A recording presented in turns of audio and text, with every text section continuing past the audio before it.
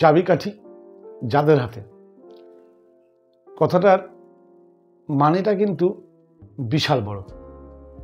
Actually সংসারের চাবিকাঠি থাকে মায়েদের হাতে বা গৃহিণীর হাতে। কথায় আছে সংসার সুখের হয় রমণীর গুণে। তাহলে আজকে এই সংসারের গৃহিণীরা এমন একটা মারাত্মক সমস্যায় ভুগছে, যে সমস্যা নিয়ে আজকে আলোচনা করব।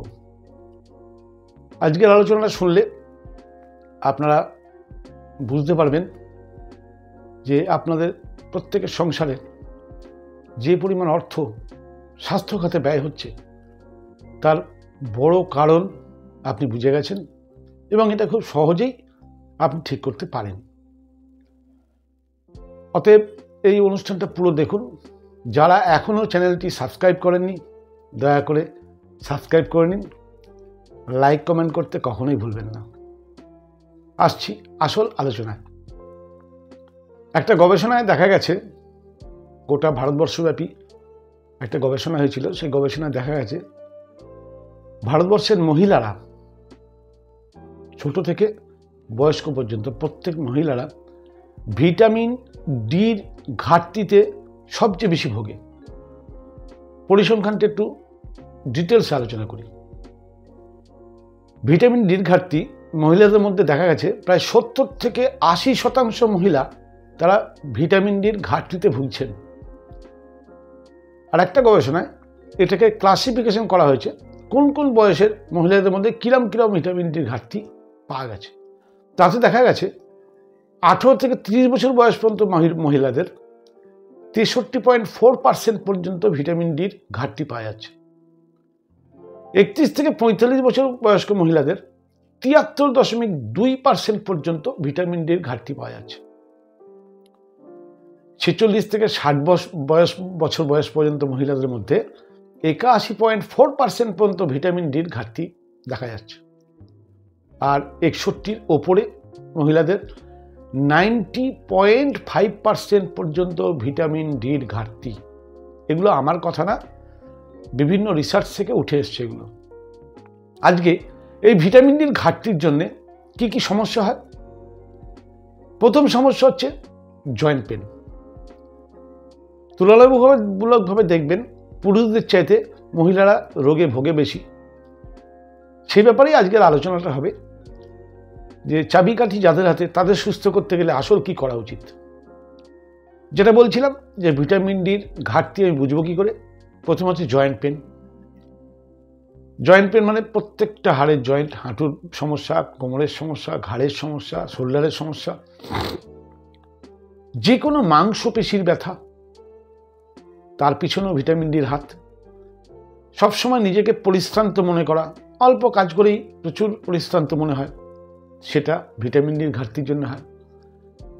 ডিপ্রেশন বেশি বা অবসাদ, মনে একটা অবসাদ সবসময় বোধ করছেন আপনি, এটার জন্য ভিটামিন ডি দায়ী। আচ্ছা, এই ভিটামিন ডি আমাদের মেয়েদের মধ্যে এত ঘাটতি হওয়ার কারণ কি? ভিটামিন ডির সোর্স কি, এগুলো তো জানার দরকার। প্রথম কথা, ভিটামিন ডির সবচেয়ে বড় সোর্স হচ্ছে রৌদ্র স্নান, অর্থাৎ রোদ ডাইরেক্ট স্কিনে লাগানো। এর মধ্যে অনেক ব্যাপার আছে, আমি আলোচনা করব। শুধু রোদ গায়ে লাগালেই যে ভিটামিন ডি হবে এটাও ভ্রান্ত ধারণা। কিন্তু ভিটামিন ডির মূল স্রোত কিন্তু সূর্য স্নান, অর্থাৎ সূর্যের আলো, কোমল যে আলো, সেই আলো প্রত্যহ শরীরের চামড়ায় লাগানো। মা বোনেরা বেশি কাপড় পরে থাকার ফলে স্কিনে সূর্যের আলোর স্পর্শ লাগেই না। আর বেশিরভাগ আধুনিকতার চক্করে পড়ে আমরা এখন গায়ে রোদ লাগাই না, আমরা আধুনিক হয়ে গেছি। ফলে কি হচ্ছে? ভিটামিন ডির ঘাটতি হচ্ছে। ভিটামিন ডি যুক্ত খাবারও আমরা সেরকমভাবে নিচ্ছি না। আমরা process food, junk food, fast food প্রচুর পরিমাণে খাচ্ছি, যাতে ভিটামিন ডি নেই। উল্টে ভিটামিন ডি যেটুকু আছে চুরি করছে সে খাবার। নিয়মিত শরীরচর্চা করি না। শরীরচর্চা করলে আমাদের শরীরের সমস্ত সিস্টেম ঠিকঠাক কাজ করে, অর্থাৎ ভিটামিন ডিরও তখন ঘাটতি হয় না। ভিটামিন ডির ব্যালেন্স ঠিক রাখতে গেলে রেগুলার শরীরচর্চা খুব জরুরি, আমরা তো সেটা করি না। ফলে কি হচ্ছে, ভিটামিন ডির ঘাটতি হচ্ছে। আচ্ছা, ভিটামিন ডি শুধু কি সূর্য স্নান করলেই পাওয়া যাবে? এখানটা একটু আলোচনা করা দরকার। সবাই আমরা জানি যে ভিটামিন ডি ঘাটতি সানলাইট নাও, সানলাইট নিলেই ঠিক হবে। কথাটা ঠিক, সানলাইট থেকেই পাওয়া যায়, কিন্তু সানলাইট থেকে ভিটামিন ডি শরীরে অ্যাবজর্ব করতে গেলেও শরীরের কিছু সিস্টেমের ভূমিকা এখানে আছে, এটা মাথায় রাখতে হবে। প্রথম কথা হচ্ছে, আমাদের চামড়ার নিচে 7 ডিহাইড্রোকোলেস্টেরল বলে একটা কোলেস্টেরল থাকে, যাকে শর্ট ফর্ম বলা হয় 7-DHC। এই কোলেস্টেরলটি আমাদের অতি বেগুনি রশ্মির থেকে ভিটামিন D3-তে কনভার্ট করার যে সিস্টেম, সেই সিস্টেমটাকে কিন্তু পরিচালিত করে। আর একটা যে জিনিস আমাদের চামড়ায় থাকে, যেটা একটা পিগমেন্ট, যেটাকে বলা হয় মেলানিন। মেলানিন বলে একটা পিগমেন্ট থাকে আমাদের চামড়ায়, যেও কিন্তু ওই আলট্রাভায়োলেট রে থেকে ভিটামিন ডি কনভার্ট করতে আমাদের শরীরে সাহায্য করে। আচ্ছা, তাহলে আমরা যেটুকু রৌদ্র স্নান করছি তাতে ভিটামিন ডির ঘাটতি কোথায় হচ্ছে? প্রথম কথা হচ্ছে, তাহলে 7 ডিহাইড্রোকোলেস্টেরল এবং মেলানিন আমার স্কিনে ঠিকঠাক মতো পরিমাণ থাকতে হবে না। এই যে 7 DHC আমাদের শরীরে তখনই ঠিকঠাকভাবে থাকবে এবং কাজ করবে যদি আমাদের শরীরে ভিটামিন B12-এর ঘাটতি না থাকে, ভিটামিন সির ঘাটতি না থাকে, কপারের ঘাটতি না থাকে এবং আয়রনের ঘাটতি না থাকে। এই চারটে জিনিস, ভিটামিন B12,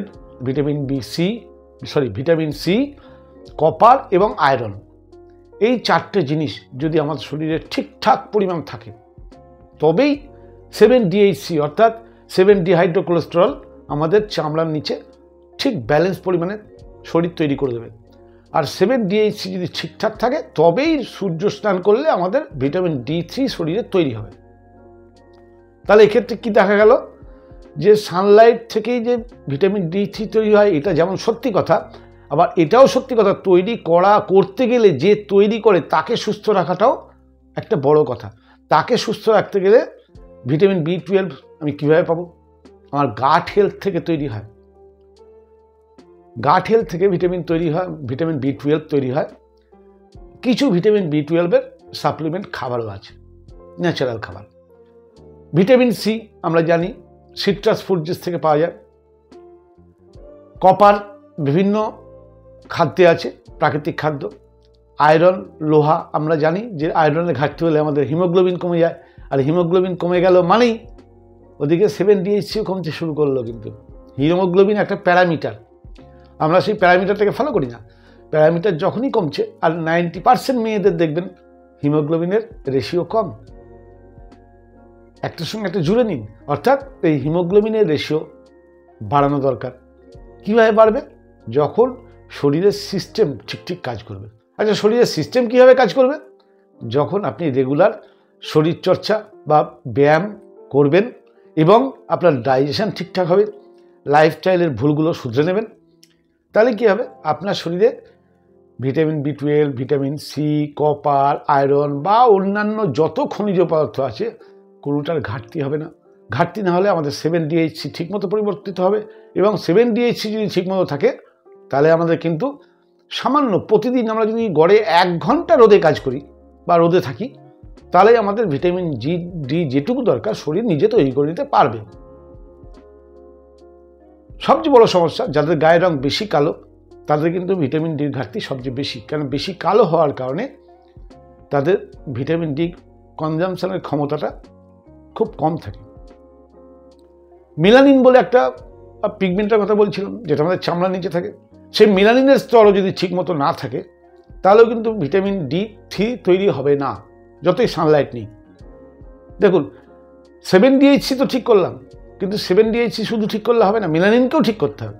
তো মেলানিন ঠিক করতে গেলে সেক্ষেত্রেও ভিটামিন ডির ব্যালেন্স ঠিক চাই, ভিটামিন সির ব্যালেন্স ঠিক চাই, কপারের ব্যালেন্স ঠিক চাই, আয়রনের ব্যালেন্স ঠিক চাই। এই চারটে কিন্তু কমন।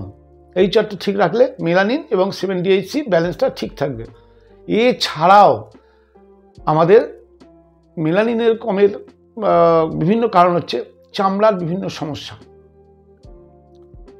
কিছু বংশগত রোগও থাকে, কিছু আমাদের লাইফস্টাইল ডিজিজ, অত্যাধিক সাবান ব্যবহার করা, অত্যাধিক ডিটারজেন্ট মানে ক্ষার জাতীয় কিছু শরীরে স্পর্শ করা, আমাদের চামড়া যাদের দেখবেন রুক্ষ চামড়া, খসখসে চামড়া, নারী পুরুষ সবারই হয়। খসখসে চামড়া মানে ওটা এক ধরনের চামড়ার রোগ এবং তাদের ভিটামিন ডি অ্যাবজর্বেশন পাওয়ার কম, অর্থাৎ চামড়ার যে ন্যাচারাল অয়েল ড্রাই হয়ে গেছে, অর্থাৎ সেই চামড়ার দিকেও খেয়াল রাখা। মজার ব্যাপার হচ্ছে যে এগুলো খুব সহজে পাওয়া যায়, আমাদের দরকার ছোট্ট কিছু জ্ঞান। আমরা যদি প্রত্যেক ঘরের মা বোনেরা, যেটা আমি বলছিলাম চাবিকাঠি কিন্তু আসলে তাদের আছে, একটা সংসারের সবার স্বাস্থ্য কীরকম হওয়া উচিত সেটা আমরা জানার যদি চেষ্টা করি, অর্থাৎ স্বাস্থ্য সন্ধানী যদি হই, তাহলে কিন্তু স্বাস্থ্য ঠিক রাখতে কীরকম খাওয়া উচিত, কীরকম চলা উচিত, কেন যেদিকেই যান যত কিছুই করুন আসল ফোকাস কিন্তু খাওয়া দাওয়া এবং রেগুলার শরীর চর্চা, শরীরকে রেগুলার ঘষা মাজা করা, যেটাকে আমরা বলি যোগ, প্রাণায়াম, ব্যায়াম, আসন, যাই বলুন। অর্থাৎ একটা বাসনকে মাজলে যেমন চকচক করে, শরীরকে এরকম ধোয়া মাজা করলে শরীর চকচক করে, যেমন বাইরেটা চকচক করে তেমনি ভেতরটাকেও চকচক করাটা দরকার। অর্থাৎ ভেতর পরিষ্কার করতে গেলে আমাদের রেগুলার শরীর চর্চা জরুরি। আমার চ্যানেলে প্রতিদিনই ছোটোখাটো বিভিন্ন সহজ যোগাসনের কথা আমি বলছি, কিন্তু যোগাসনটা আপনারা কেন করবেন আপনারা বুঝবেন না। যোগাসন করলে এই ধরনের সমস্যাগুলো থেকে আপনারা সহজে বেরিয়ে আসতে পারবেন। আর বাড়ির গৃহিণী যদি এটা বুঝে যায়, সেই পারে বাড়ির কর্তাকে এই নিয়মের মধ্যে আনতে, সেই পারে যে কি ধরনের খাবার খেলে আমাদের আমরা ভালো থাকতে পারি, সুস্থ থাকতে পারি, আমাদের সিস্টেম ঠিক থাকতে পারে, সেই ধরনের খাবার সে তার পাকশালায় বা রান্নাঘরে সেই ধরনের খাবারই রান্না করবে। আমরা জানি খাবার বিষ, কিন্তু খাবারটা বানাচ্ছে তো ঘরের মা বোনেরা, তাদের মধ্যে যদি জ্ঞান না থাকে কোন খাবারটা বিষ, আমি সাদা লবণ খাবো না সন্দেহ লবণ খাবো, আমি প্রেসার কুকারে খাবার বানিয়ে সময় বাঁচাবো, সেই সময়টা টিভি দেখে নষ্ট করব, না স্বাস্থ্যের জন্যে একটা কড়াইয়ে সময় লাগুক কিন্তু রান্নাটা সুন্দর হোক, স্বাস্থ্যকর হোক।